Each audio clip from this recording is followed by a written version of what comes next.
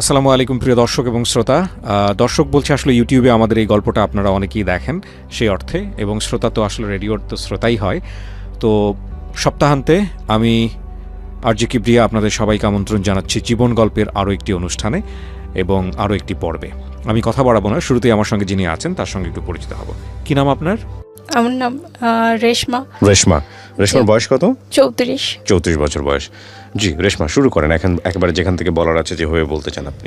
শুরুটা করি হচ্ছে আমরা 5 বোন, আমার কোনো ভাই নাই, আর আমি হচ্ছি 3 নাম্বার। আচ্ছা। আর আমার বড় 2জন আর আমার ছোট 2জন। আমার আব্বু ছোটবেলা থেকে দেখতাম যে কখনো বাড়িতে আমি তাকে পাই নাই, আমি তাকে দেখি নাই, কিন্তু বাসায় থাকতো না। পরবর্তীতে আমি জানতাম যে আমার আব্বু মানে মুদি দোকান, মানে মুদির ব্যবসা আছে আমাদের। আচ্ছা। কিন্তু আসলে সেটা না। পরে এটা আমি জানতে পারছি আরও অনেক বড় যখন হয়ে গেছি, তখন জানতে পারছি যে আসলে আমার আব্বুর মানে কোথায় দোকান ছিল বা কি মানে কি করতো, ব্যবসা কি করতো সেটা।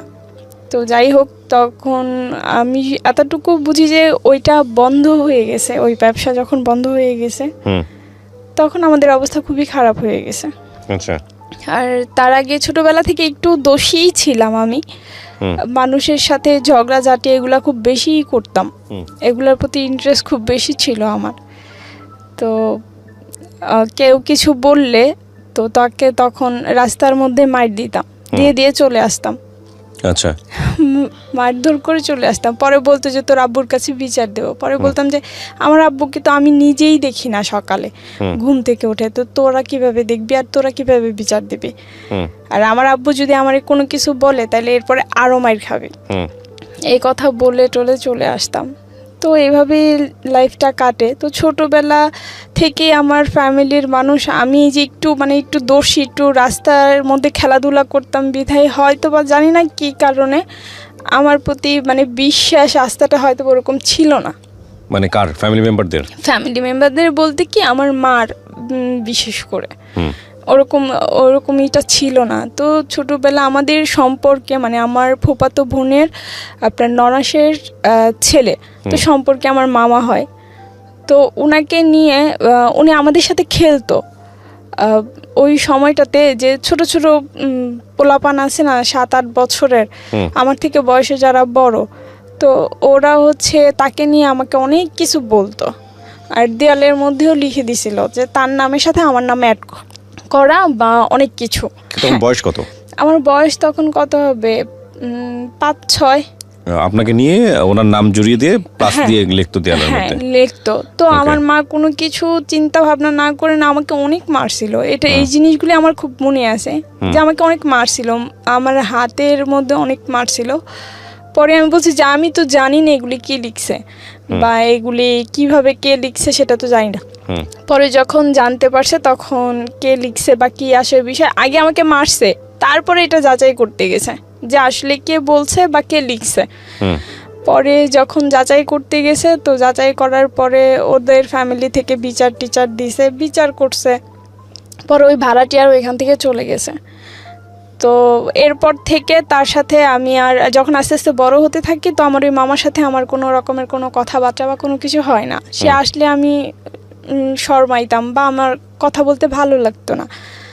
আর ছেলেদের সাথে এমনিতেও পরে কথা বলো, যে মাইর খাওয়ার পরে কথা বলা বন্ধ করে দিছিলাম, যে বলবো না, কারণ ওদের জন্য মাইর খাইতে হয় এই কারণে। তো এগুলো বন্ধ করে দেওয়ার পরে আস্তে আস্তে যখন বড় হই, তখন মনে হয় যে আপনার ক্লাস 6-এ পড়ি, এইরকম একটা সময়ে তো আমারও উঠতি বয়স, আর হচ্ছে সেও মোটামুটি বড় হয়ে গেছে আমার ওই মামা। তো উনি আমাকে পছন্দ করতো। তো আমি ওই সময়েও আমি জানি না যে আসলে পছন্দটা কী জিনিস বা এগুলি সম্পর্কে আমার কোনো নলেজই ছিল না। পরে একদিন ওনাকে আবার আমার এলাকারই আমার আন্টি, তারপর হচ্ছে আমার যারা তো বোন ছোটটা আছে, ও আবার অনেক পছন্দ করতো। তো সম্পর্কে মামা হইতো কিন্তু তারপরও পছন্দ করতো। পরে একদিন উনি আমাকে একটা ফুল দিছে, তো আমাকে ফুলটা দেওয়ার আগে উনি বলছিল যে আমার বোন বা আমার আন্টি বলছিল যে মামা এই ফুলটা কার জন্য আনছেন, বলছে আমি যাকে ভালোবাসি এই ফুলটা যার হাতে দেখবা মনে করবা যে আমি তাকেই ভালোবাসি আর তার জন্যই আনছি। তো এগুলা বলার পরে ওরা মানে দেখতেছে যে আসলে কাকে দিবে ফুলটা, কার জন্যে আনছে। পরে ফুলটা আমার হাতে দেখছে, দেখার পর ওনারা বলছে যে আল্লাহ এত ছোট মেয়ের লাস্টে দিয়া, মানে পছন্দ করার মতো আর কাউকে পাইলো না এত ছোট একটা মেয়েকে। পরে আমার মেজো আপু পরে আমাকে বলতেছে এই ফুলটা কার কাছ থেকে নিয়েছে, আমি বলছে যে মামা দিছে। পরে বলতেছে ওর ফুলটা ওকে ফেরত দিয়ে দাও, কারণ যেহেতু আমার বোনের বান্ধবী ওরা ছিল তো ওরা তো সবই জানে। বলছে যে ফুলটা ফেরত দিয়ে দাও। আমি বলছি আচ্ছা ঠিক আছে। পরে আমি গোলাপটা ফেরত দিয়ে দিছি। পরে আমি বলছি যে নেন আপনার গোলাপ, আপনার কাছে দিয়ে দিলাম, আমার এই ফুলের দরকার নেই। আমার আপু বলছে এটা ফেরত দিয়ে দিতে, ফেরত দিয়ে দিয়েছি। তো তারপরে উনি অনেক কষ্ট পাইছে। তখন আমি জানি না যে আসলে ভালোবাসা কি। পরে বলতেছে যে তুমি ফুলটা ফেরত দিয়ে দিলা। আমি বলছি যে হ্যাঁ, এটা রাইখে আমি কী করবো, এটারই তো আপনি যার জন্য আনছেন তাকে দেন। পরে যাক এগুলি সব চলে গেছে। তো এইভাবেই আর কি আমার সময়গুলি কাটছে। এরপরে যখন আস্তে আস্তে ক্লাস 7-এ উঠি তখনও বান্ধবীরা দেখতাম কানা ঘুষা করতো, ভালোবাসা সম্পর্কে কথা টথা বলতো, আমাকে জিজ্ঞেস করতো কী রে লাইফে এমন কোনো কিছু এখনও হয় না, যে আসলে না আর এগুলা কী জিনিস, একজন আরেকজনকে মানে কি এটা ভালোবাসাটাই কী জিনিস, এই জিনিসটা তো আমি আসলে জানি না। পরে রাস্তা দিয়ে যাওয়া আসার সময় অনেকেই বিরক্ত করতো এলাকার, আর ওদের বাড়ি পর্যন্ত গিয়ে আমি বিচারও দিয়ে আসতাম যে আমাকে রাস্তার মধ্যে কিছু বললে। পরে গিয়ে তাদেরকে বিচার দিয়ে আসতাম, যাই যে যাইতেছি আপনার বাড়িতে গিয়ে বিচার দিয়ে আসতে।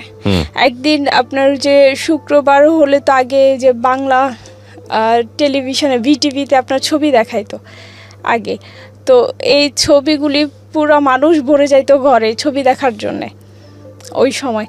তো আপনার এই যে আমরাও দেখতাম ছোটবেলায় এগুলা দেখার জন্য প্রায় পাগলই ছিলাম।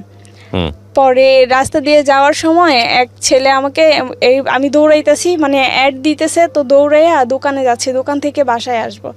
পরে এইভাবে হাতি করে আমাকে ধরে রাখছে, পরে এইভাবে আটকায় রাখছে রাস্তা। পরে আমি বলছি যে আপনি রাস্তা আটকাইছেন কেন, এইভাবে দৌড়াইতেছো কে, তুমি তো পড়ে যাবে, গা ব্যথা পাবে। পরে আমি ওনাকে বলে দিয়ে আসছি যে আমি ব্যথা পাইলে আপনার কি, একটা জুতা দিয়ে একটা বাড়ি দিম, এই কথা বলে দিয়ে তারপরে আসছি। পরে উনি সাথে সাথে এসে আবার আমার আব্বুর কাছে বিচার দিছে যে দেখেন কাকা ওরে আমি কিছু বলি নাই, ছোট বোন হিসেবে একটু আদর করি, এই কারণে ও হচ্ছে আমাকে দেখেন রাস্তার ভিতরে এতগুলি মানুষের সামনে এই কথা বলে দিয়ে আসছে। পরে আব্বু বলতেছে মানুষের সাথে এইভাবে খারাপ ব্যবহার করে কেউ রাস্তাঘাটে, ওরা বড় না তুমি ছোট না, তাই ডাক দিছে রে কি কে রাস্তার মধ্যে এভাবে হাতি করে দাঁড়ায় থাকবো, আর হচ্ছে গিয়ে যদি হেয়ার শরীরের সাথে আমার ধাক্কাটাই লাগতো তখন কি। তো পরে বলতেছে আর এইভাবে মানুষের সাথে খারাপ ব্যবহার করো না। পরে বলছি যে আচ্ছা ঠিক আছে করবো না। পরে এগুলা বলে আবার চলে আসছি।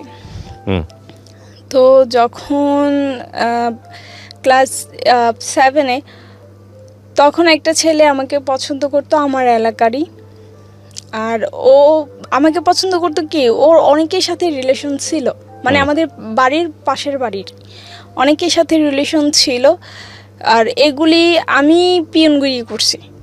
ওকে, এইসব সম্পর্কে আমি পিয়নগিরি করছি, আমাকে দিয়েই করাইছে, এটা গিফট টিফট আইনা দিত তাদেরকে, আমাকেই দেখাইতো এগুলি। তো আমি বলতাম যে এটা না ওইটা, আবার ওর আন্টির কাছেই পড়তাম, মানে প্রাইভেট পড়তাম তো আন্টির কাছেই পড়তাম, তো একসাথেই পড়তাম মাঝে মধ্যে, আবার কোনো সময় বেচ সময় আলাদাও ছিল।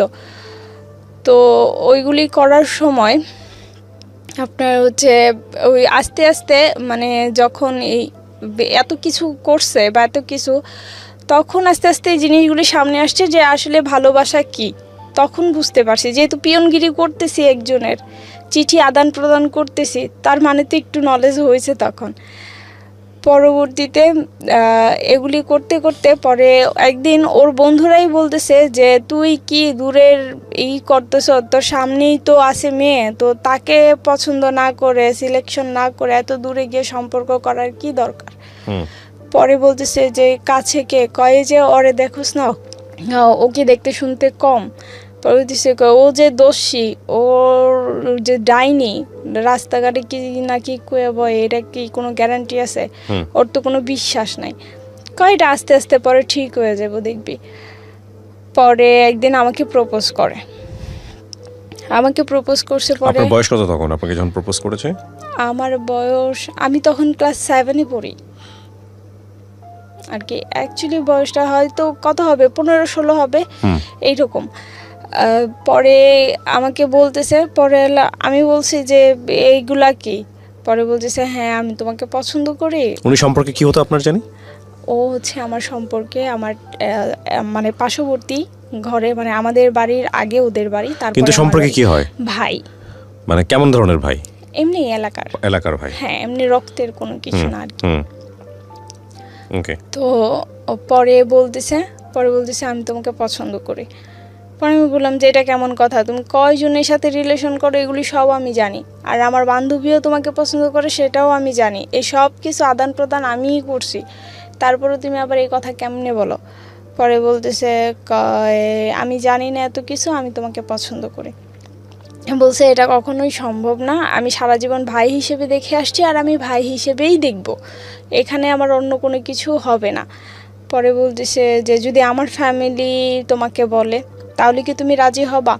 পরে আমি বলছি যে না, এগুলা হচ্ছে পরের সাবজেক্ট, এই সব বিষয় নিয়ে এখন আর আমার কোনো মাথা ব্যথা নাই, মানে এখন আমি এগুলি নিয়ে ভাবতেছি না। তখন ওইখান ছোটোবেলার ওই দোষীপনা থেকে তখনকার যে সময়টা আমার, যখন ক্লাস 6-এ বা 7-এ পড়ি, তখন ওই যে আপনার নাচ গান টান এগুলি নিয়েই থাকতাম বেশি। তো খুব ভালো নাচতেও পারতাম, অনুষ্ঠানও করতাম বাড়িতে।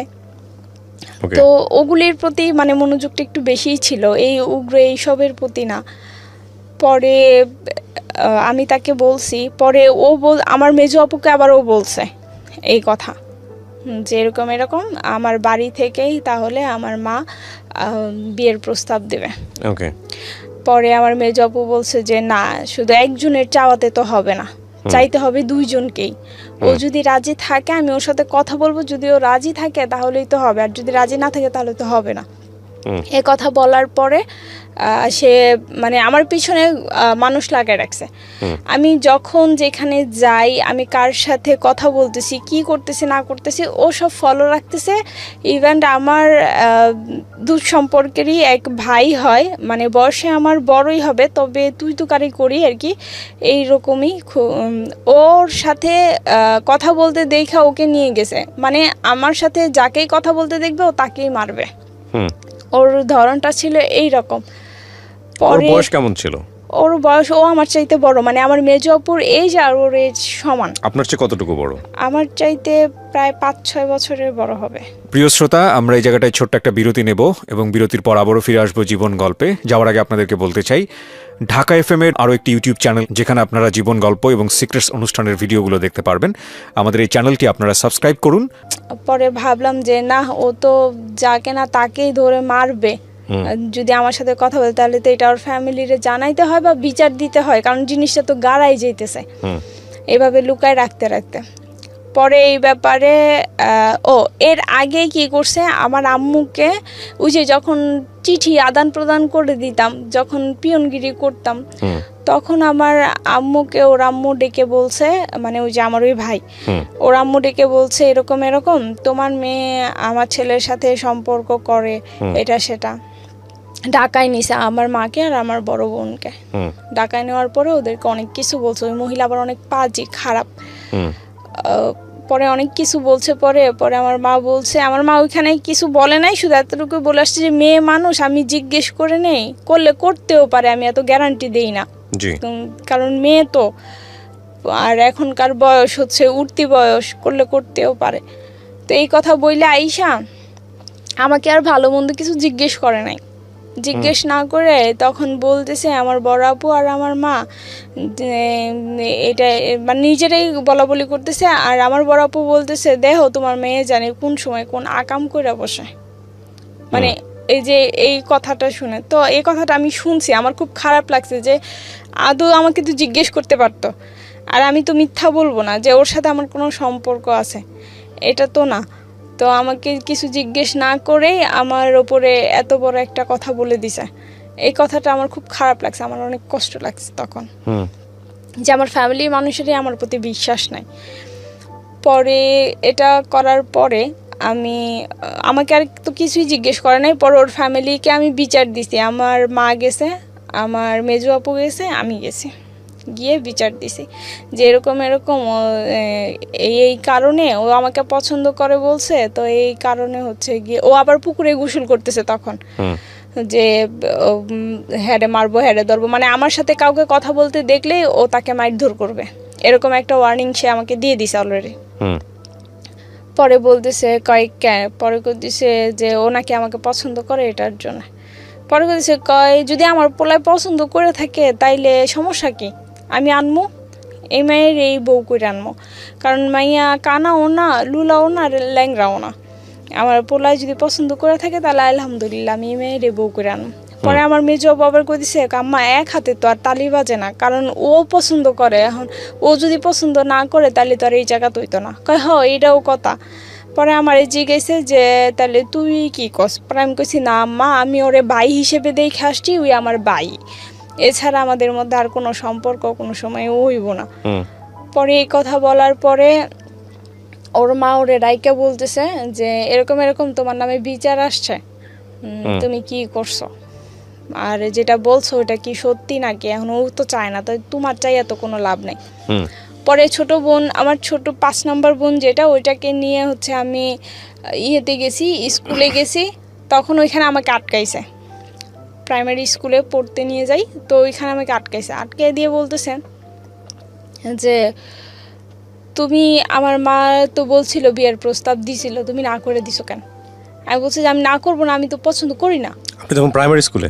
না, আমার ছোট বোন, আমি তো ক্লাস 7-এ পড়ি। তারপরে ও আমাকে আটকে সেখানে বলতেছে যে তোমারই তো আমার বাড়ি থেকে প্রস্তাব দিছেই, তুমি না করে দিছো কেন? পরে আমি বলছি যে আমি ভালোবাসি না, সেই কারণে আমি না করে দিছি, কারণ এই সমস্ত লাইনে আমি, আপনি বলছেন? হ্যাঁ, এই সমস্ত লাইনে আমি এখনো যাই নাই, আর কোনো না কোনো দিন তো কারোর সাথে সম্পর্ক করবাই।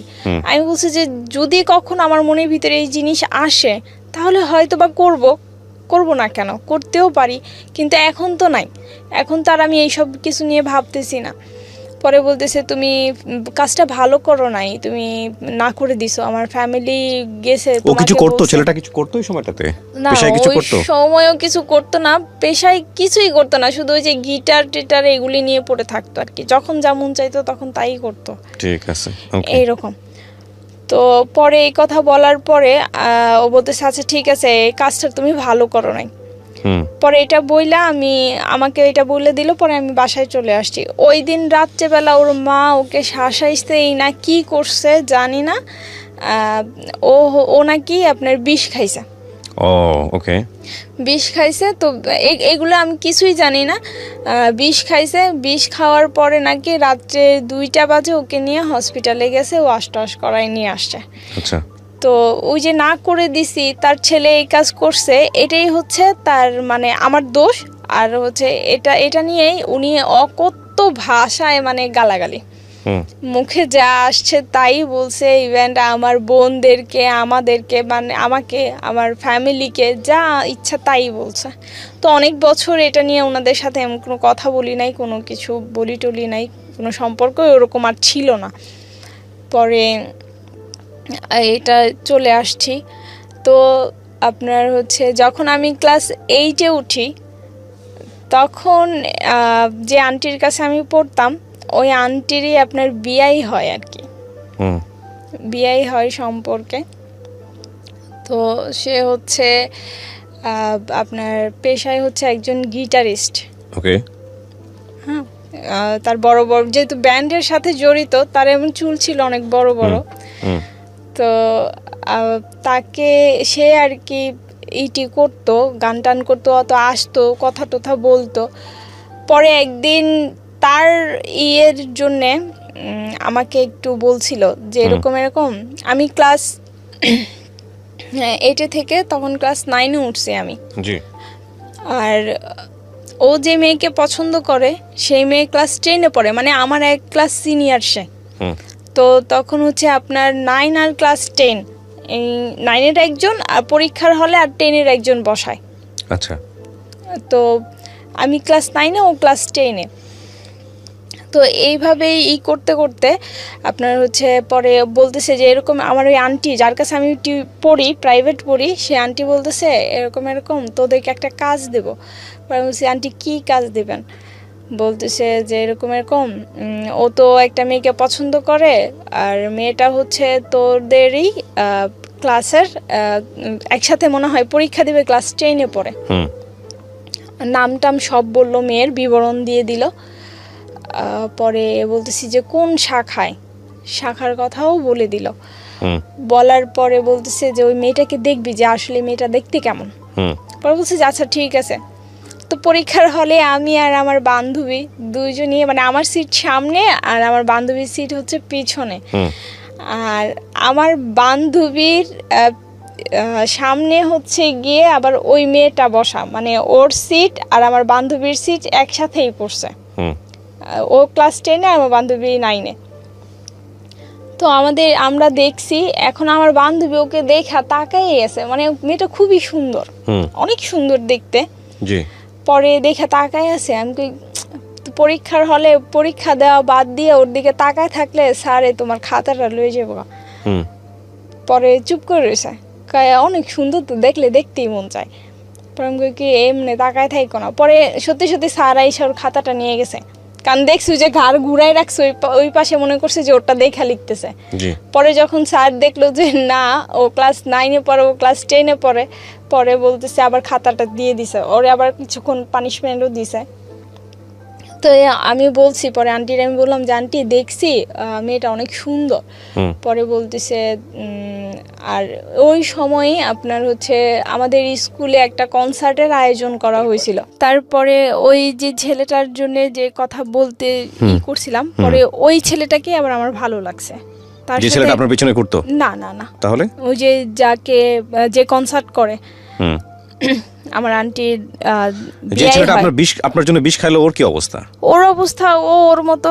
বিষ খাওয়ার পর আপনার সঙ্গে যোগাযোগ নাই? না না, আমার সঙ্গে যোগাযোগ নাই। কি ওই যে অকথ্য ভাষায় তার ফ্যামিলি গালাগালি করছে, এরপরে তো একটা দূরত্ব এমনিতেই তৈরি হয়ে গেছে। আচ্ছা। পরে গিয়ে ওই ছেলেটাকে, পরে আমি যার সাথে লাইফে জড়াইছি সে হচ্ছে, ওর সাথে আপনি জড়ালেন কিভাবে? মানে যার সাথে আপনি লাইফে জড়ালেন, মানে এই যে এটাই, মানে ওই যে পরীক্ষা দিতে গেছে না, তো ওই থেকে পরে আমাকে বলছিল যে কনসার্টে হবে, তো ওই মেয়েটার কে বলতে যে ওই ছেলেটা ওই মেয়েটাকে পছন্দ করে। পরে আন্টিরা আমাকে এটা শিখাই দিছে। পরে আমি বলছি যে এরকম এরকম, ওই মেয়েটাকে গিয়েই বলছি যে আপু আপনার নাম কি এটা? পরে বলতেছে হ্যাঁ। পরে আমি বলছি আপনি ওনাকে চেনেন? পরে বলতেছে হ্যাঁ চিনি। পরে আমি বলছি যে উনি তো আপনাকে অনেক পছন্দ করে, আমাকে বলছে সেটা। পরে ওই মেয়েটা বলতেছে যে ওনাকে গিয়ে বইলো আপু যে ও আমার পায়ের স্যান্ডেলেরও যোগ্য না। আপনাকে রিপ্লাই দিছে এটা? হ্যাঁ, আমাকে এটা। পরে আন্টিরা আমাকে বলতেছে যে জিজ্ঞেস বলছিলাম। পরে আমি বলছি যে হ্যাঁ বলছি। আসলে কি ছেলেটা পছন্দ করতো? হ্যাঁ, আসলে অনেক পছন্দ করতো। এটা কি ছেলেটা আপনাকে বলছে? হ্যাঁ, এটা আন্টি সবার কাছেই বলছে। আপনি তো শুনেন না নিজের কানে? আমি নিজের কানে শুনি নাই, কিন্তু পরে যে যখন তাকে রিপ্লাই উত্তরটা আন্টি দিতেছিল, তখন আমরা সামনে, মানে আমরা পড়তে বসছি তো তখন। পরে বলতেছে যে এরকম এরকম, তুমি তো এরকম মানুষকে পছন্দ করছো, এখন কয় উত্তর কি দিছে? পরে বলতেছে ওদের কাছে উত্তর দিছে তুমি নাকি তার স্যান্ডেলেরও যোগ্য না। আচ্ছা। পরে এই কথাটা শুনে ছেলেটা অনেক কষ্ট পাইছে, মানে কষ্ট পাইছে, চোখের পানি টলটল করতেছিল আমাদের সামনেই তখন। পরে দেখলাম যে ওনার কষ্টটাকে হাইড করে গিয়ে উনি হাসতেছে, মানে চোখের পানিটা নিচে পড়তে দিল না, উনি হাসতেছে।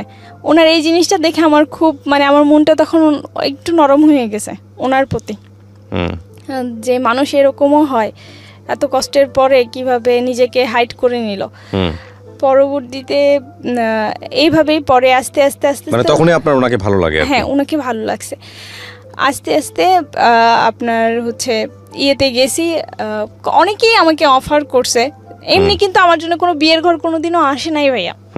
তো যখন আসছে উনি পরে নানানভাবে, মানে রং নাম্বারে ফোন দিয়ে আমি ওনার সাথে কথা বলতাম। আচ্ছা। আর এই সুবাদে হচ্ছে আমাদের একটা জায়গা রাখতে গিয়ে আমার মা অনেক টাকা ঋণ করে, হুম ঋণ করে ফলে তো এত টাকা ঋণ করে, ঋণের বোঝা এত যে 2006 সালে আমি 2007 সালের এসএসসি পরীক্ষার্থী ছিলাম। হুম আমি 2006 সালেই আমার লেখাপড়াটা বন্ধ করে দিতে হয়। হুম আমার লেখাপড়াটা বন্ধ করে দেয়। আমার আব্বুর অনেক ইচ্ছে ছিল আমাকে একজন লয়ার বানানোর, হুম আর ওনার কথাতেই আমি তখন আর্টস নিয়ে লেখাপড়া শুরু করি। যখন ক্লাস 9-এ উঠি তখন তো সাবজেক্ট আপনার ভাগ করে দেয়া হয়, জি আর্টস, কমার্স, সায়েন্স। তো আর্টস নিয়ে লেখাপড়া করি, যেহেতু বাবার ইচ্ছে একজন লয়ার বানাবে সেই ক্ষেত্রে। হুম তো ক্লাস 9-এ থেকে যখন ক্লাস 10-এ উঠবো তখন আমার লেখাপড়াটা বন্ধ করে দেয় আমার ফ্যামিলি। বলতেছে যে তখন ওই যে জায়গা কিনছে, অনেক টাকা ঋণ করছে, এই কারণে। পরে বলতেছে যে এইভাবে তুই করতে পারতেছি না, তো একজনকে ভর্তি করলে আবার আরেকজনকে ভর্তি করতে পারতেছি না। পরে বলতেছে তোমার ছোট বোনকে ভর্তি করি, সামনের বছর তোমাকে ভর্তি করাই দেবো। শুধুমাত্র 800 টাকার জন্যে আমাকে তখন ভর্তি না করে আমার ছোট বোনকে ক্লাস 7 থেকে 8-এ ভর্তি করে, আর আমাকে হচ্ছে ক্লাস 9-এ আমার পড়ালেখাটা ওইখানে বন্ধ করে দেয়। তখন আমি সবেমাত্র ক্লাস 10-এ উঠছি, ভর্তিটা তখনই হবে। পরে বন্ধ করে দেয়। তো এরপরে আমাকে যখন বন্ধ করে দেয় আমার পড়ালেখা, তো এরপর আমার আব্বু বলে যে আমার মেয়ের পড়ালেখাটা তো বন্ধ করে দিল না, আমার মেয়ের ভবিষ্যৎটা নষ্ট করে দিলা, আমার মেয়ের জীবনটাই শেষ করে দিলা। এই কথাটা আমার আব্বু বলছে। পরবর্তীতে অনেক কষ্ট, এই জায়গা কেনার পরে এমনও সময় গেছে ভাইয়া যে আমরা 7টা মানুষ ফ্যামিলিতে, 7 জন মেম্বার, 15 দিন একটানা আপনার শুধু রাত্রেবেলা খাইছি আর দুপুরবেলা না খাওয়া। অথচ আমার ফ্যামিলিতে কোনো দিনও আমার আব্বু কষ্ট কী জিনিস আমাদেরকে বুঝতে দেয় নাই ছোটোবেলা থেকেই, কিন্তু এই জায়গা কেনার পর থেকেই এইরকম। পরে আমার ফ্যামিলিতে আমার আত্মীয় স্বজনরা পাশাপাশি বাড়ি ঘর, তো সবাই আমাদের চুলাতেই রান্না করতো, আমাদের গ্যাসের চুলাতেই সবাই রান্না করতো। কিন্তু কেউ, আমার ফুপু, আমার যেটা বললেন যেটি বললেন, কেউ আমাদেরকে এক থাল ভাত দিয়ে জিজ্ঞেস করে নাই। আমার ছোট বোনটা তখন মনে হয় 7 বছরের, ও না খেয়ে থাকতো সারাদিন, শুধু রাত্রে খাইতো। তা আমাদের পাশের এক চাচি আছে, উনি আবার জিজ্ঞেস করতো যে আরে মা কিছু খাইছো? পরে বলতো হ্যাঁ খাইছি আন্টি, আলুর ভর্তা আর ডাইল রান ছিল মায়ে, ওগুলা দেয়া ভাত খাইছি। আসলে কিন্তু কিচ্ছু নাই ঘরে খাওয়ার মতো। তো এইরকম পরিস্থিতিও কাটাইছি, তখন খুবই খারাপ অবস্থা। তারপরে গিয়ে ওকে যখন ওর সাথে আমার রং নাম্বারে কথা হইতে হইতে তখন ও এক সময় জানতে পারে যে আমি ওই মানুষ যে ওর সাথে রং নাম্বারে কথা বলতেছি। পরবর্তীতে আমাদের মধ্যে 6 সালে একটা রিলেশন তৈরি হয়। আচ্ছা। আর রিলেশন বলতে তখন আমি তাকে বলছিলাম যে হ্যাঁ আমি তো কাকে ভালোবাসি সেটা আপনি জানেন। পরে বলতেছে কাকে ভালোবাসো বলো। আপনি জানেন সেটা, আমার আর নতুন করে বলার কোনো দরকার নেই। পরে বলতেছে যে হ্যাঁ আমি জানি সেটা আমি। আমি বলছি তো জানেনি, তাইলে তো আর আমাকে এটা জিজ্ঞেস করার কোনো দরকারই নাই আপনার। আর এর ভিতরে তো আমার লেখাপড়াটাও অফ। আচ্ছা। পরে তার সাথে অভাবের কারণে তো আমি তার সাথে যোগাযোগ করব কিভাবে, যেহেতু লেখাপড়া করি না, তো তার সাথে তো আমি বাইরে কোথাও গিয়ে যোগাযোগ করতে পারবো না, দেখা সাক্ষাৎও করতে পারবো না। পরে আমি একটা গানের ক্লাসে ভর্তি হই ওনার সাথে দেখা করার জন্য, গানের ক্লাসে ভর্তি হই। তারপর নিজেরও ইচ্ছে ছিল একটা গান শিখবো এই কারণে, কিন্তু ম্যাক্সিমাম সময়টাই মনে করেন যে ওনার সাথে দেখা করেই পার করে দিয়েছি, গানের ক্লাসে ওরকমভাবে যাওয়া হয় নাই। কিন্তু বাড়ি থেকে তো জানতাম আমি গানের ক্লাসেই গেছি। আচ্ছা। পরে যখন গানের ক্লাসের নাম করে করে যায় দেখা করতাম, এর ভিতরে একদিন ওই যে ছেলেটা আমার জন্য বিষ খাইছে ও জেনে গেছে যে আমি ওকে পছন্দ করি। ওকে। গিয়ে দেখে ফেলছিল আমাদেরকে ওর দোকানের মধ্যে। দেখা ফেলা, তারপরে এই জিনিসটা ওর মাথার ভিতরে ঢুকছে তখন যে ও এখানে কি করে, তার মানে এখানে কোনো কেমিস্ট্রি অবশ্যই আছে। পরবর্তীতে এই কথা বলে ও যখন জানতে পারে যে সিরিয়াসলি আমরা দুজনের প্রতি একটু সিরিয়াস হব, ও জানতে পেরে ও হচ্ছে বলছিল এটা যে মামা আমি যাকে পছন্দ করি আপনি তাকে, যার জন্য আমি বিষ খাইছি, আপনি ওই মেয়েকে কিভাবে অ্যাকসেপ্ট করলেন, আর আপনি তাকে বিয়ে করলে আমি তাকে মামি কিভাবে বলবো, হুম তারপর? এই কথা বলার পরে ও আমার সাথে আর কোনো যোগাযোগ করে নাই। ওকে আপন ভাগিনা ছিল? না, আচ্ছা। ও আমার মানে আপন না, কিন্তু আবার আপনের চাইতে আবার কমও না। হুম, ও আর আমার সাথে কোনো যোগাযোগ করে নাই। মানে আপনার বয়ফ্রেন্ড যোগাযোগ বন্ধ করে দিয়েছে? হ্যাঁ, যোগাযোগ সে বন্ধ করে দিয়েছে। এরপরে 2008 সালে সে আমাকে ফোন দিয়ে একদিন বলতেছে যে এরকম এরকম আমার তো বিয়ে ঠিক হয়ে গেছে, ফ্যামিলি থেকে আমার বিয়ে। সে 6 সালে আমাদের সম্পর্ক, 8 সালে সে বিয়ে করে ফেলে। হুম, তো সে বিয়ে করার পরে আমি একেবারেই অন্যমনস্ক হয়ে যাই। আমার নিজের মধ্যে কোনো কিছু কাজই করতেছিল না, যেহেতু আমার লেখাপড়াও বন্ধ, সেহেতু ও বিয়ে করে ফেলছে। তো আমার মানে অন্যরকম একটা পরিস্থিতি হয়ে গেছিল, মনের মধ্যে কাজ করতো যে আমি একটা কিছু করে ফেলবো। হুম, তখনও সুসাইড করার চিন্তা ভাবনায় ছিলাম যে করতেও গেছি কয়েকবার, কিন্তু আমি তো জানি যে আমার এই সম্পর্কের কথা অলরেডি সবাই জানে, পুরো এলাকার বেশিরভাগ মানুষই জানে। তো তখন যদি আমি কিছু করি তো সবার আগেও যে ওই ছেলেই বলবে, ওই ছেলের ফ্যামিলিই বলবে যে ওর মেয়ে বিষ খেয়ে মরছে, ওই ছেলে বিয়ে করে ফেলছে এই কারণে। তো আমি তো মরে যাব, এটা শেষ, রফা দফা হয়ে যাবে। কিন্তু আমার আব্বু যে বেঁচে থেকেও মরে যাবে, এই কথাগুলি কিভাবে সে মেনে নেবে? সে তো এটি সহ্য করতে পারবে না। এগুলির কারণে আমি আর কিছু করি না। আমি যতবারই কিছু করতে চাইছি আমার আব্বুর জন্য আর করতে পারি নাই, হুম, কারণ আমি আমার আব্বুকে অনেক বেশি ভালোবাসি।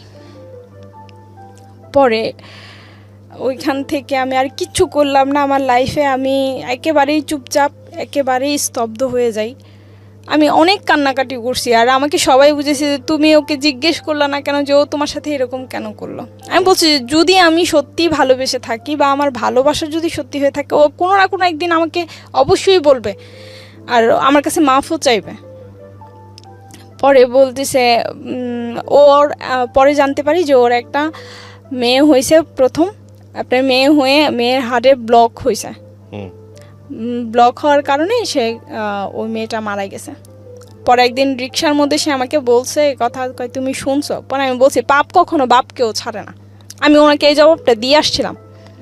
আর আমি নামাজ পড়তে বসেও কান্নাকাটি করতাম আর বলতাম যে আল্লাহ গো, আমার মনটা যে ভাঙছে কোনো কারণ নেওয়া কর, তখন তো আমি জানি না তো কী কারণে সে এরকম করছে, যে ভাঙছে তার বিচার তুমি করো, তার সে যাকে সবচেয়ে বেশি ভালোবাসবে ওই ভালোবাসার মানুষটাকে তুমি কারে নিয়ে যাও, ওহো, যাতে সে বোঝে যে ভালোবাসা হারাইলে কেমন লাগে, ওই মানুষটাকে কষ্ট দিলে কেমন লাগে, এই জিনিসটা তাকে বোঝায়ও। তো আমি জানি না আদৌ এই ডাক কবুল হয়েছে কিনা, কিন্তু তার আমার মনে হয় যে হয়ে গেছে কবুল। পরবর্তীতে যখন একাকিত্ব সময় থাকি, এর ভিতরে আমার জ্যাঠাতো বোন মানে মেজু, ওর হাজব্যান্ড, তারপর হচ্ছে ও, মানে রাস্তার ভিতরে আমার ওই জ্যাঠাতো বোনের হাজব্যান্ডের সাথে ওই আকাশ আমাকে দেখছে। আচ্ছা, আকাশ নামের একটা ছেলে? হ্যাঁ, সে আমাকে দেখছে। দেখার পরে সে জিজ্ঞেস করছে এই মেয়েটা কে। সে বলছে যে ও তো হচ্ছে আমার শালিকা হয়। এটাই কিন্তু তখন আমি জানি না, আমি তাকে চিনিও না। হুম, তো পরবর্তীতে বলছে ওকে আমার ভালো লাগছে। এইটাই হচ্ছে মানে সূত্র। এই আচ্ছা। সূত্র ধরেই আমার যারা তো বোন, তারপর হচ্ছে তার হাজব্যান্ড ওই আকাশের কাছ থেকে আমাদের ফ্যামিলিতে অভাব অনটন, খাবার নাই, এটা নাই সেটা নাই, এগুলো বলে বলে অনেক টাকা পয়সা খাইছে। ওকে, মানে ও কাছ থেকে নিয়ে আসতো? হ্যাঁ, নিত আমাদের কথা বলে, আর ও দিত, ঠিক আছে, ও দিত। কিন্তু এগুলি কিছুই আমি জানি না। ওকে, আমি এই সম্পর্কে কিছুই জানি না। আর ওই আকাশকে হচ্ছে গিয়ে আবার একজন এলাকারই একজন প্রতাপশালী লোক, সে হচ্ছে ছোটবেলা থেকে পালছে, নিজস্ব কোনো বাড়িঘর এখানে কিন্তু ওর নাই, কিন্তু ওই লোকের দাপটে সে আমার সাথে যা করার করছে। অনেক টাকা পয়সা ছিল আর অনেক আদর করতো, তো এই কারণেই আরও বেশি করতে পারছে। ওকে, পরে এই কথা বলার পরে ওনারা টাকা পয়সা খাইছে, এটি করছে। একদিন আমাকে নিয়ে গেছে আমার যারা তো বোন বড়টার বাড়িতে ঢাকাতে, ও তো ওর বাড়িতে আমরা সবাই বেড়াতে যাই। সেই সুবাদে হচ্ছে আস্তে আস্তে একটু দেরি হয়ে গেছিলো। পরে আমার ওই দুলা ভাই আর আমার ওই বোন বলতেছে যে এরকম এরকম তুমি হচ্ছে গিয়াতে এত রাত্র হয়ে গেছে, এখন আর বাড়ি যেতে হইব না, কালকে সকালেই যাও, আজকে তুমি এদিকেই থাকো। পরে আমি বললাম যে না, আমি তো কোনোদিনও মানে বাইরে কোথাও গিয়ে ঘুমাই নাই, আমার অন্য কোথাও ঘুমানোর অভ্যাস নাই, আমার ঘর ছাড়া আমার ভাল লাগে না, আমি থাকতে পারবো না। পরে বলতেছে যে সমস্যা নেই। আমি কই না, আব্বু রাগারাগি করবো, আব্বু অনেক টেনশন করবো। পরে বলতেছে টেনশন করবে না, আমি কাকারে ফোন দিয়ে বলে দিতেছি। তো আমার আব্বুরে ফোন দিছে, ফোন দিয়ে বলতেছে কাকা এরকম এরকম, তো অনেক রাত্র হয়ে গেছে, এই কারণে আর নিয়ে আসলাম না, তো আজকে রাত্রে থাকুক, সকালবেলা আমি আবার বাড়িতে দিয়ে যাবো না। পরে আব্বু কইছে ইয়ে থাকবো, পরে কইতেছে কয় থাকবো, কারণ আমার আব্বু আমার সম্পর্কে জানে যে আসলে আমি থাকুই না মানুষ না ওইখানে। পরে কইতেছে কয় রাখতে পারবা ওরে, জোরাজুরি করে, যদি থাকতে না চাই তাহলে লয়ে পড়ো। কয় না না থাকবো, ইয়ে সমস্যা নেই। পরে কইছে তা আচ্ছা ঠিক আছে, তাহলে সকালবেলা আইনা দিয়ে যাও। আচ্ছা।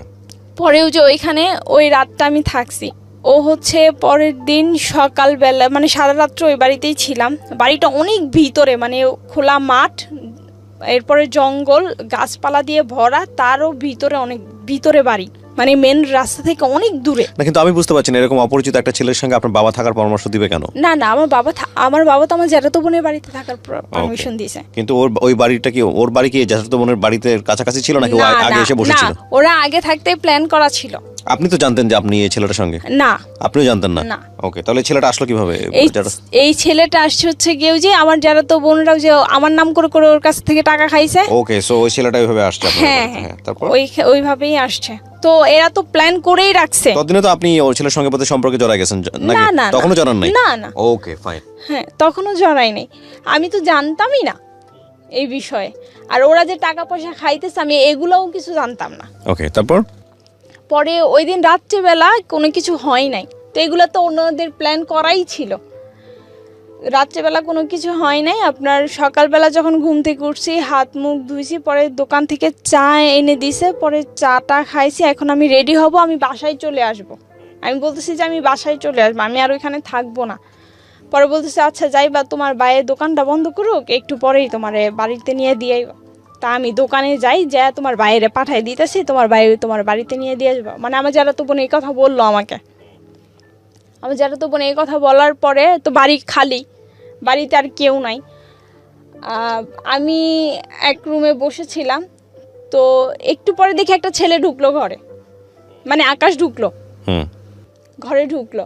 ঘরে ঢুকার পরে সে হচ্ছে বাইরে থেকে, পরে আমি জানি না কে কি করছে, দরজাটা বন্ধ করে দিছে, মানে ছিটকিনি আপনার লাগাই দিছে বাইরে থেকে। বাইরে থেকে ছিটকিনি লাগাই দেওয়ার পরে সে হচ্ছে আমার সাথে অনেক বলা নাই, কথাবার্তা কিচ্ছু না, শুধু মানে আমার সাথে মানে ধস্তাধস্তি শুরু করে দিছে। তাই বলতেছে আপনি কে, মানে আমি যে ওইখান থেকে চিল্লান দেব, চিল্লাইলেও কেউ শুনবে না, কারণ ওইখানে বাড়িঘর নাই সামনে। পরে আমার সাথে এরকম করতেছে, ভাবছে আমি তো আপনাকে চিনি না, আপনি কে, আর আমার সাথে এরকম করতেছেন কেন, আমার বোন কই, আমার দুলাভাই কই। পরে বলতেছে যে সমস্যা নাই, তুমি আমার চিনো না, আমি তো তোমার চিনি, তুমি তো আমার কাছ থেকে টাকা পয়সা নিছো। আচ্ছা। পরে আমি বলছি আমি টাকা পয়সা নিচ্ছি, মানে কয় হ্যাঁ তোমার ফ্যামিলিতে এই সমস্যা প্রবলেম, কিস্তি দিতে পারে না, তোমাদের ঘরে খাবার নাই, এগুলি বলে তো তুমি তোমার বোন রে দিয়া তো আমার কাছ থেকে টাকা পয়সা নিয়েছো। পরে আমি বলছি আমি তো আপনাকে চিনিই না, আপনি কে সেটা তো আমি জানিই না, আপনাকে তো আমি চিনিই না, তাহলে আমি কিভাবে নিলাম, আপনি কি কোনোদিন আমার নিজের হাতে দিছেন, আমাকে দিছেন? কয় না, তোমার বোনের হাতে দিছি। আমাকে তো তাহলে তাকে গিয়ে ধরেন, আপনি এই সমস্ত ব্যাপারে তো আর আপনি আমাকে কিছু বলতে পারেন না, যেহেতু আপনি আমাকে সরাসরি দেন নাই। পরে এই কথা বলার পরে সে হচ্ছে আমার সাথে অনেক জোরাজুরি করে, ইভেন সে আমাকে একটা সময় গিয়ে সে আমাকে করে ওইখানে। এই প্রথম ভাইয়া কেউ আমার শরীর করে। পরে হচ্ছে যে আমার তখন অবস্থা খুবই খারাপ হয়ে যায়। পরে আমি বলতেছি যে আমি চলে যাব এখান থেকে, আমি এখানে থাকবো না, আমি চলে যাব। পরে ও বের হয়ে গেছে, পরে দেখলাম কে মনে হয় দরজা খুলে দিছে, ও বের হয়ে গেছে।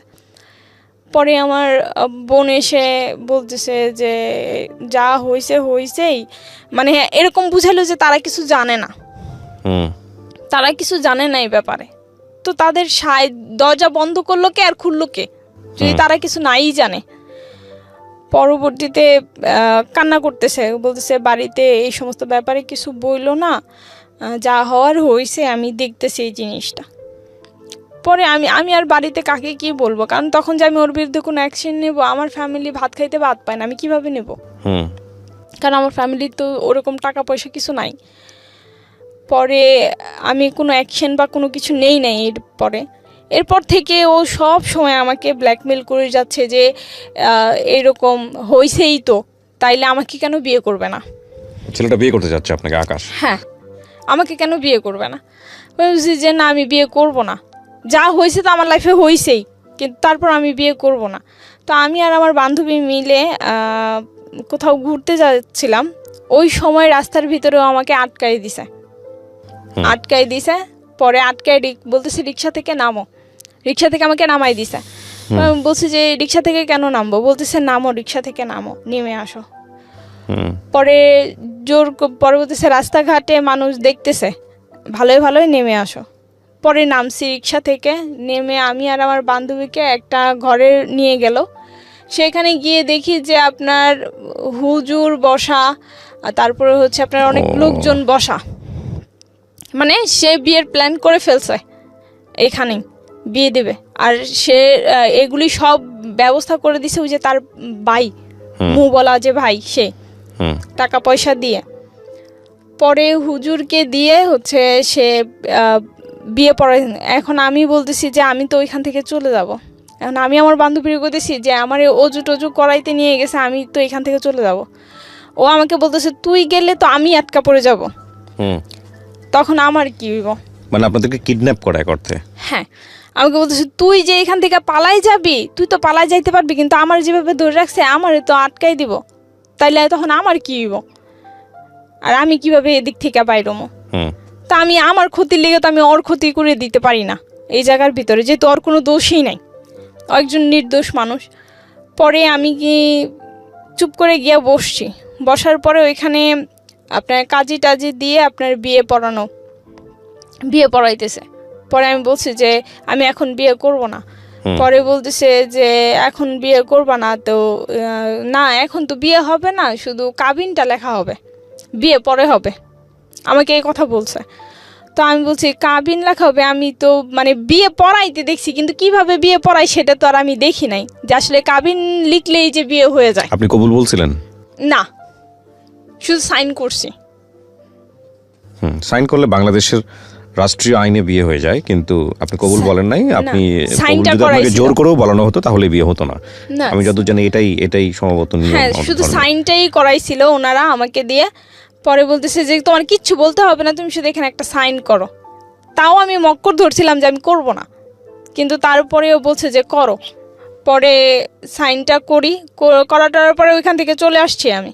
তো হুজুর ওইখানেই ওই কাজী সাহেব বলতেছিল যে এই বিয়ে টিকবে না, অদূর ভবিষ্যতে এই বিয়ে টিকবে না, কারণ এটা যে এই পরিস্থিতিতে বিয়েটা করাইছে, আসলে এই বিয়েটা কোনো বিয়েই না, আর এই বিয়েটা টিকবেও না, এই কথা বলে দিয়েছে। পরে আমি বাসায় চলে আসছি। এর ভিতরে আমার আব্বু অনেক অসুস্থ হয়ে যায় 13 সালে। আমার আব্বু প্রচণ্ড পরিমাণে অসুস্থ। আমার আব্বুর চিকিৎসা যে করাবো ওই টাকাটাও ছিল না ভাইয়া, যে কিভাবে চিকিৎসা করাবো। তো যে বিয়ে করাইছে, ওই যে আমার ওই ভাসুর সম্পর্কে, যে আমার ভাসুর হয়, সে হচ্ছে আমার আব্বুর এই চিকিৎসার সম্পূর্ণ খরচ দিছে।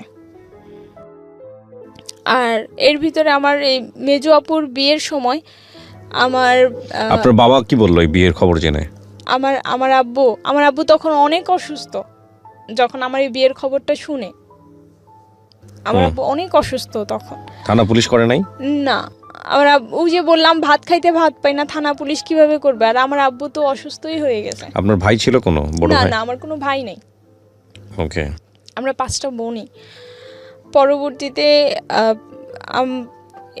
এই করে আমার মেজো আপুর বিয়ের সময় আমার ফ্যামিলি কিছু টাকা ঋণ করে। আচ্ছা। তো সেই ঋণ শোধ করবে কিভাবে? আমার যারা তো বোন বড়টার কাছ থেকেই টাকা নিছিল। তো আমার ওই বড় যারা তো বোন আর কি অনেক কিছু বলছে আমার আব্বুকে যে টাকা নিয়ে টাকা দিতে পারে না, উনি দিছিল। পরে উনি আবার অনেক কিছু বলছে, আমার আব্বু অনেক কান্না করছে। তো আমার আব্বু বলছিল যে জায়গাটা বিক্রি করে দেই, যে এই জায়গা কিনে এত কষ্ট এত সমস্যা, এই জায়গাটা বিক্রি করে দেই। তো আমার মা বলছে যে না, এই জায়গা বিক্রি করবো না, জায়গার ভিতরে কি আছে আমি দেখা ছাড়বো। ঠিক আছে, পরে জায়গা বিক্রি করে নাই। আর আমার আব্বুর এমন অবস্থা, তাও আমার মা জায়গা বিক্রি করবে না, যে আমার আব্বুর চিকিৎসা করাইতে পারতেছি না, তাও আমার আম্মু জায়গা বিক্রি করবে না। উনি আমার ওই ভাসুরি আমাকে টাকা পয়সা দিয়েছে। আমি 40 দিন পর্যন্ত আমার আব্বু জীবিত ছিল। ওকে, 40 অসুস্থ হওয়ার 40 দিন, একেবারে যেদিন পুরো 40 দিন ওই দিনই আমার আব্বু মারা গেছে 13 সালে। আচ্ছা, আমার আব্বু মারা গেছে। তো যেদিন আমার আব্বু মারা গেছে ওই দিন ওই আমার সাথে ফিজিক্যালি কিছু করছে। যেদিন আমার শোক, আমি আমার জীবনের সবচাইতে প্রিয় মানুষটাকে হারাই ফেলছি ওই দিন। পরের দিনও আমি ওই দিন তো কিছুই বলি নাই, আমি শুধু বলছি যে আল্লাহ এমন একটা জানোয়ারের সাথে তাও মিলাই দিলা তো দিলা, এমন একটা জানোয়ারের সাথে যে আমার বাড়িতে আমার আব্বু মারা গেছে, তারপরও সে আমাকে ছাড়লো না।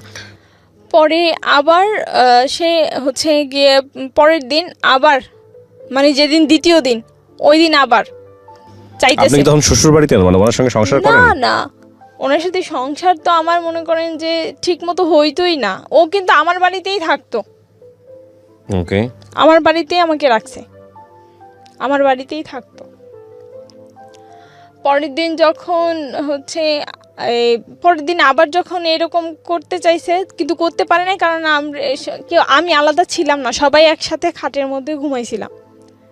তখন করতে পারে নাই বিধে একসাথে ছিলাম, আলাদা রুম তাকে কেন দিলাম না, এই কারণে সে ওই দিন আমাকে মেরে গেছে। আর আমার সাথে আমার বড় আপু, আমার খালা, আমার আম্মু আর সবাই বসা, মানে সবাই শুয়ে রয়েছে একসাথে ঢালা বিছনা করে। তো হঠাৎ করে ঘুষির আওয়াজ পাইছে, আমার কপালের মধ্যে সে ঘুষাইতেছে, মারতেছে আমাকে, জানোয়ারের মতো অত্যাচার করতেছে। পরে শুধু এই কারণেই যে আলাদা রুম কেন হইল না, সে কেন কিছু করতে পারলো না, এটার জন্য। পরবর্তীতে সে হচ্ছে আমাকে মারছে। পরে আমার আপু সজাগ হয়ে গেছে, পরে আমার আম্মুও সজাগ হয়ে গেছে। পরে আমাকে ওইখানে মাইরা টাইরা রাইখা তারপরে সে চলে গেছে। চলে যাওয়ার পরে সে হচ্ছে আপনার পরে যেদিন 4 দিনের খরচ করবো আমার আব্বুর, ও সেদিন আসছে। পরে আমার যারা তো বোন বলতেছে যে কি জানি কয়, ও বাড়িতে গিয়ে বলছে তোমারে না কেমন ভাবে মাইরা গেছে। পরে আমি বলছি যে এই যে নাকের ফুল এই যে খুইলা ফালাই দিলাম, আমি মনে করবো যে আমার হাজবেন্ড নাই, মারা গেছে। ওকে, আমি নাকের ফুল খুলে ফেলে দিলাম। পরে কইতেছে কয় না এই করো না, ও অনেক অনুতপ্ত, যে এমন একটা সময় আমরাও গালাগালি করছি, এখন কি করবা তুই। পরে আমার ওই দুলা ভাই কইতেছে তুই আমার অভিশাপ দিস না, তুই অভিশাপ দিলে আমার অভিশাপ লাগিয়ে যাব, কারণ তোর জীবনটা নষ্ট হওয়ার পিছনে হাত আমারই। আমার ওই দুলা ভাই আবার এই কথা বলছে আমারে। বলছি না আমি অভিশাপ দিব কি, আমি কি ওর অভিশাপ দিতাম না, এটা আমার ভাগ্য, আমার কপালে ছিল তাই হয়েছে, এটা বলে কাটাই দিছি কথা। পরবর্তীতে হঠাৎ করে আমি 17 সালে আপনার স্ট্রোক করি। এর ভিতরে তো আমাকে শারীরিক মায়ের ধৈর্য এটা সেটা করতোই, ঠিক আছে। তো একসাথে অনেকই মানে থাকি নাই, 3 বছরের বিয়ে হইলেও কিন্তু একসাথে থাকা খুব কমই পড়ছে। আর যখনই করতো যে আমি মাথা ব্যথার যন্ত্রণায় যে টিপটিন ওষুধটা খাইতাম, তো এটা খাইলে শুধু ঘুমাইতাম, তখন আর আমার হুঁশ জ্ঞান থাকতো না, যা হওয়ার তখনই হইতো। এর ভিতরে আমি সজাগ থাকা অবস্থায় কোনো সময় কোনো কিছু হইতো না আমার সাথে।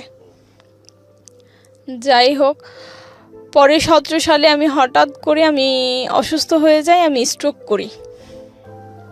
ওকে, আমি এত অল্প বয়সে আপনি স্ট্রোক করেন? হ্যাঁ, আমার হাতে পায়ে প্যারালাইসিস সমস্যা এখনো আছে, ঠিক হয় নাই এখন। তারপর 17 সালে আমি স্ট্রোক করি। স্ট্রোক করার পরে আপনার হচ্ছে আমি অনবরত বমি করতেছিলাম। ও কিন্তু পাশে শুয়ে আছে, ঘরে ও শুয়ে আছে অন্য ঘরে, আর আমি বড় ঘরে আমাদের। ও একবারের জন্য উঠে আসে নাই, এসে দেখে নাই যে আসলে আমার কি অবস্থা, যেহেতু আমার ঘরে কোনো পুরুষ মানুষ নাই, আমাকে হসপিটালে কে নিয়ে যাবে। আমি এত পরিমাণে বমি হইতেছিল, তখনই আমি বুঝতে পারছি যে আমার এক সাইড এখানেই চলে যাচ্ছে, কারণ আমি উঠে দাঁড়াইতে পারতেছিলাম না, আমার এই বোধ শক্তি আমি হারাই ফেলছি বাড়িতে থাকতেই। হসপিটালে পরে ভিক্টোরিয়া নিয়ে গেছে, ওইখানেও ইমার্জেন্সি, শুধু আমার এতটুকু মনে আছে যে একটা স্যালাইন পোস্ট করছে আমাকে, আর কিছু না। এরপরে হচ্ছে গিয়ে ওইখান থেকে ট্রান্সফার করে দিছে আপনার ঢাকা মেডিকেলে নিয়ে গেছে। পরে ওনারা ইঞ্জেকশন দিল, চিকিৎসা ট্রিটমেন্ট ওনারাই শুরু করলো। পরে বমি কমে না বিধায় ওনারা কি যেন একটা ইঞ্জেকশন দিল, পরে বমিটা আস্তে আস্তে কমছে। পরবর্তীতে যখন হাত পায়ে আপনার সার দিয়ে দেখতেছে যে আসলে আমার কোনো বোধ শক্তি কিছু আছে কি না, কিন্তু আমি বুঝতে পারতেছিলাম যে আসলে আমার কিছু হয়ে গেছে, এখানে অনেক বড় ধরনের ক্ষতি হয়ে গেছে। পরবর্তীতে ওনারা বলল যে আসলে এই হাতে পায়ে প্যারালাইসের সমস্যা হয়ে গেছে। প্যারালাইজ বলতে এক সাইড পুরাই, শুধু হাত পা না, পুরো এক সাইড।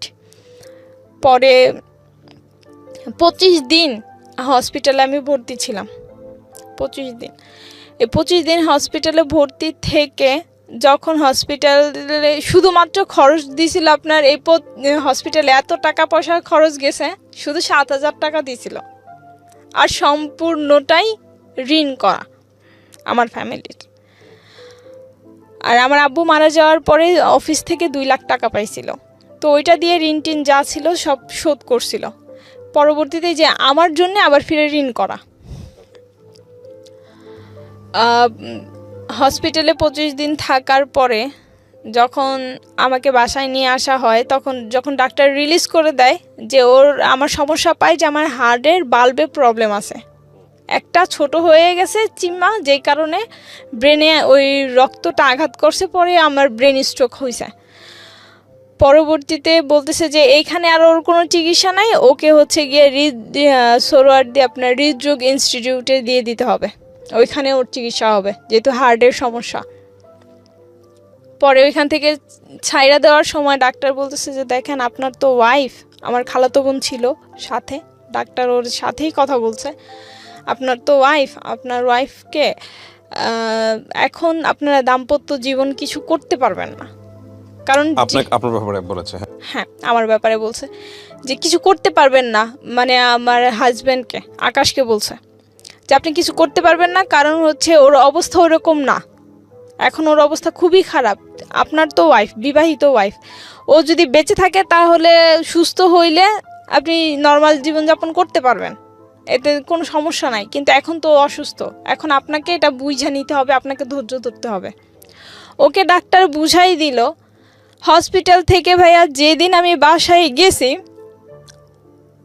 ওই দিনই ও আমার সাথে আবার, অথচ আমি নড়তে চড়তে পারি না, আমি পুরাই অসুস্থ, আমার নড়ার ক্ষমতাও তখন নাই।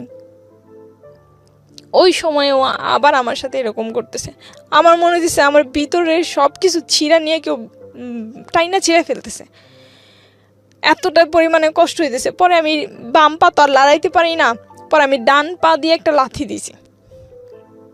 এরকম করার পরে ডান পা দিয়ে আমি ওকে একটা লাথি দিছি, ওকে লাথি দিয়ে সরাই দিছি, তারপরেও আমাকে মারধর করছে।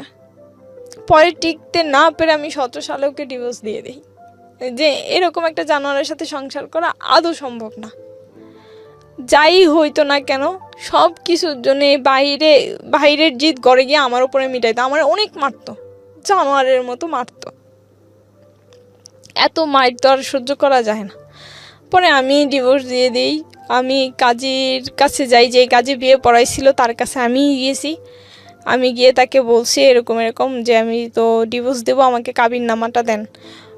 কয় তোমার যে বিয়ে পড়াইছি তখনই তো বলছিলাম যে এই বিয়ে টিকবে না, আর কাবিননামার ওরা তো আমার বিয়ের খরচই দেয় নাই, ওই টাকাই দেয় নাই। পরে তারপরও আমি 3,000 টাকা দিয়ে পরে বলতেছে তুমি তালাক দিবা, তো তালাকের কাগজটা আমি দিয়ে দিতেছি, তুমি ওর কাছ থেকে একটা সাইন করে কাগজটা আমার কাছে জমা দিয়ে দিও, আমি মেয়রকে দিয়ে দেবো, আমি কাউন্সিলরের কাছে পৌঁছাই দেবো, তার একটা যেহেতু তুমি চাইতেছো না কোনো কিছু। আমি কই না, আমার কোনো কিছু, আমার টাকা পয়সাটা দরকার, আমার কোনো কিছু দরকার না, আমার শুধু ওর কাছ থেকে আমার জীবনটা ছুটানো দরকার, আমার আর কিছু দরকার নাই। পরে আমি নিজেই ওকে ডিভোর্স দিই। এর ভিতর তো কোনোদিন খোঁজ খবরও নেয় নাই। আবার থানায় গিয়ে আমি একটা জিডিও করে আসছিলাম, কারণ ও হচ্ছে আমাকে হুমকি দামকি দিত যে রাস্তায় বাইরে তোরা মারেলাম, গালাগালি করতো ভাষায়। পরে আমি বলছি যে আমি থানায় গিয়ে একটা জিডি করে আসি, যেহেতু বলা তো যায় না কখন কি করে। পরে আমি জিডি করে আসছি। তো এখন বর্তমানে আমি অসুস্থ হয়েও আমার ফ্যামিলির কাছে আমি বোঝা, যেহেতু ডিভোর্স দেওয়ার পরে, হ্যাঁ ডিভোর্স দেওয়ার পরে আমার ফ্যামিলির কাছে আমি বোঝা। আমি যদি কিছু নাও করি তাও আমার বোনেরা আমাকেই দোষে। আমার বোনদেরকে কোনো কিছু বললে বা জায়গা সম্পত্তির ব্যাপারে কোনো কিছু যদি হয়ও, তো ওরা আমাকেই দোষে, আমাকেই গালাগালি করে। আমার এখন মনে হয় যে ওইখানে থাকাটাই আমার জন্য অনেক কষ্টের হয়ে গেছে, এইরকম একটা পরিস্থিতি। অথচ আমি যখন অসুস্থ হই তখনও কেউ আমাকে কোনো টাকা পয়সা দিয়ে সাহায্য করে নাই। আমি একটা চাকরি করতাম ইন্স্যুরেন্স কোম্পানিতে, সেখানকার একজন স্যার ছিল, তো উনি আমার এই যে চিকিৎসার বেশিরভাগ দায়িত্ব উনিই বহন করছে। আমার ফ্যামিলি তো সেটা পারে নাই, কিন্তু উনিই বহন করছে। আমি ডক্টরের কাছে গিয়ে এসে আমার চিকিৎসা এগুলি করাইছি। হসপিটালে গিয়েও টাকা পয়সা দিয়ে আসছে যে এটা রাখেন, চিকিৎসা করান, তারপরে দেখা গেছে যে যদি আবার কিছু লাগে তাইলে বইলেন।